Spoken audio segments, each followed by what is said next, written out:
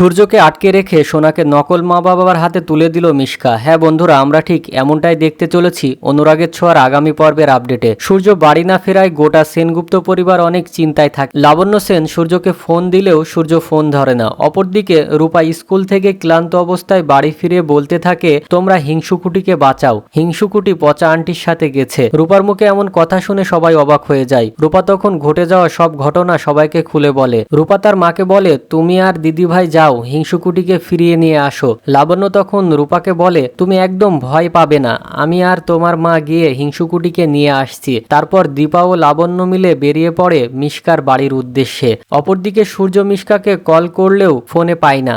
সূর্য তখন লোকগুলোকে বলে, আপনারা কি আমার সাথে ইয়ার্কি করছেন? গত 2 দিন ধরে আপনাদের সাথে বেড়াচ্ছি, কিন্তু আপনারা সোনার মা বাবার সাথে দেখা করানোর বদলে আমার সময় নষ্ট করছেন। আদৌ কি আপনারা জানেন সোনার আসল বাবা মাকে, নাকি আমার সাথে নাটক করছেন? সূর্য তখন রেগে গিয়ে সেখান থেকে চলে যেতে গেলে সামনে একজন দোকানদারকে দেখে। সূর্য তখন ওই দোকানদারকে বলে, দাদা, সামনে যে বাড়িটা দেখতে পাচ্ছেন, এই বাড়িতে যারা থাকে তারা কখন আসবে বলতে পারবেন? দোকানদার বলে, দাদা, ওই বাড়িতে তো কেউই থাকে না, প্রায় অনেক দিন হয়ে গেল। দোকানদারের কথা শুনে সূর্য শিওর হয়ে যায় এই লোকগুলো তাকে মিথ্যা কথা বলছে। সূর্য তখন লোকগুলোকে বলে, কেন করলেন এটা আপনারা? এই নোংরা খেলাটা কেন খেললেন আমার সাথে? 2 দিন ধরে আপনাদের সাথে ঘুরে বেড়াচ্ছি, ইয়ার্কি মারছেন? বুঝতে পারছেন না কতটা আর্জেন্ট ছিল বিষয়টা আমার কাছে? আপনারা কি সত্যি বলবেন নাকি আমি পুলিশকে ফোন দিব? লোকগুলো তখন সূর্যকে বলে, যদি পুলিশকে ফোন দেন তাহলে আদৌ কি আপনি যাদের খুঁজছেন তাদেরকে খুঁজে পাবেন? তাই ভেবেচিন্তে কথা বলুন। সূর্য তখন বলে, কোথায় পাবো ওনাদের, সত্যি করে বলেন। লোকগুলো তখন সূর্যকে বলে, এমনি এমনি তো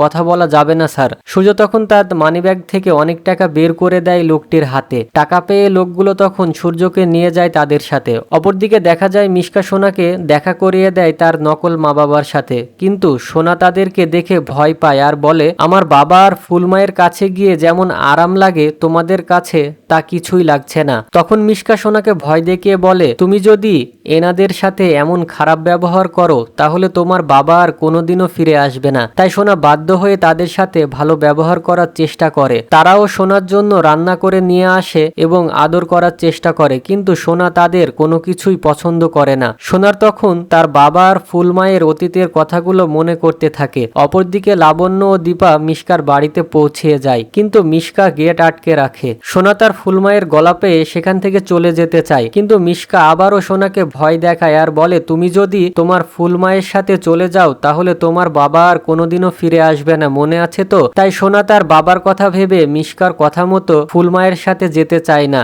সোনার মুখে এমন কথা শুনে দীপা ও লাবণ্য দুইজনে অবাক হয়ে যায় এবং এখানে আজকের পর্বটি শেষ হয়ে যায়। তো বন্ধুরা, তোমাদের কি মনে হয় এবার কি আসলেই মিশকার 12টা বাজতে পারে নাকি আবারও পার পেয়ে যাবে তা কমেন্টে জানিও। আর ভিডিওটি ভালো লাগলে একটি লাইক দিয়ে চ্যানেলটি সাবস্ক্রাইব করতে ভুলো না।